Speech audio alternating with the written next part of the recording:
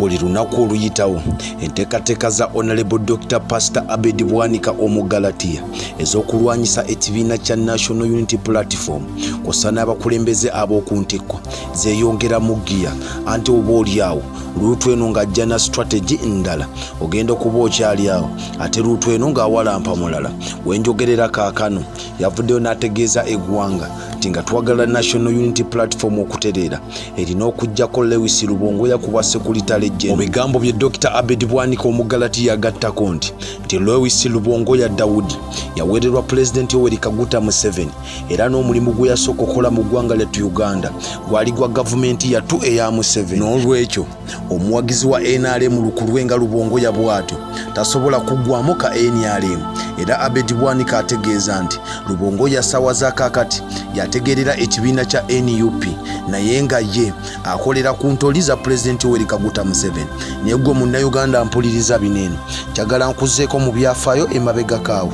Dr. Abed Bwanika onoyo kennyini yawagirako President Yoweri Kaguta Museveni mu mwaka gwa 1996 mu kalulu ako, era President Museveni bw'awangula Bwanika yasala butereevu mu kalulu ka 21 ne yeegatta ku Dr. Kano Kizza Besigye Kifeefe mu mwaka gwa 2006 naye yeesimbawo ku bwannamunigina mu mwaka gwa 2011 ne yeesimbawo ng'akoze ekibiina kye, wabula gyonna egyo emirundi aze agwa n'enkoona n'ewuuta. Kitegeeza nti naye yawagirako NRM oba Yoweri Kaguta Museveni abaffe tugambe nti naye aka NRM tekamuggwangamu.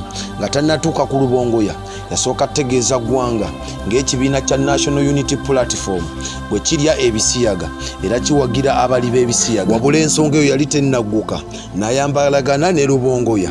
Ensonga endala zaawa agamba ekibiina kya NUP kirwanyisa obwakabaka bwa Buganda, kiyisa mu Ssaabasajja Kabaka waffe empologoma baffe Bemba Cuucu Musota amaaso kw'ossa ne Katikkiro wa Buganda, wabula ensonga ezo zonna tazirinaako bujulizi bwa nkalakkalira. Mu lugendo lwa musumba olw'ebyobufuzi yali anaatera okuyitibwa political failure anti yeesimbawo emirundi ikuyanja ku bwa pulezidenti wabula nga bamukuba ekigo n'enkoona n'enywa paka omwaka gwa 2021 bwe yeesimbawo okuba omubaka wa parliament owa Kimanya Kabonero constituency nga kino kisangibwa mu Masaka City, n'agenda mu parliament ku kadi ya National Unity Platform gye yeegattako omwezi gwa Muwakanya omwaka 2020. Musumba buli kanaku avaayo n'ayogera ebitakwatagana.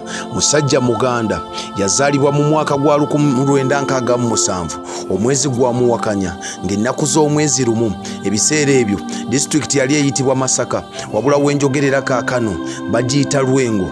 Omukulu ono muyivu ebitenkanika anti yatandikira ku Kimwanyu Primary School lyali liraanye amaka gaabwe. Oluvannyuma ennyo ne yeegatta ku Masaka Secondary School gye yasomera O-level bw'agikuba olukummutwe ne yeegatta ku Kigezi High School n'amalirayo A-level. Bwe yamalayo n'asindikibwa butereevu okwegatta ku kasozi k'abayivu e Makerere ku Makerere University. Yakenkuka mu veterinary medicine era n'afubutukayo ne digiri, wabula oluvannyuma ennyo ng'akyakakkalabya emisomo yafuna digiri mu Master of Science. Musajja munoonyereza nnyo naddala ebigwa mu kisaawe ky'obwa veterinary era yali musajja musomesa paka omwaka gwa 2001 bwe yasalawo n'abyerekereza n'abivaako. Omwaka gwe yeetwalira Yesu ng'omulokozi we sinza gukulimba, wabula omwaka gwa 2001 yatandikawo ekkanisa emanyikiddwa nga Christian Witness Church era ye omusumba waayo omukulu ne kaakano. Akalulu ke yasooka okwesimbawooko ng'avuganya ku ntebe y'omukulembeze w'eggwanga akaaliyo omwezi gwa Mukutulansanja omwaka gwa 2006 yamalira mu kifo kyakuna era yakuulita n'obululu 60,874 kiyaddamu okwesimbawo mu mwaka gwa 2001. Kaneeno kaamuyisa bubi nnyo okukira akaasooka anti yafuna obululu 5,178. Bw'atyo omukulu Abed Bwanika agenda okubivaamu nga talabye ku ntebe ya ggwanga, wabula ne gye buli eno kaakano alina essuubi ery'okukwata entebe y'eggwanga atukulembere nga pulezidenti.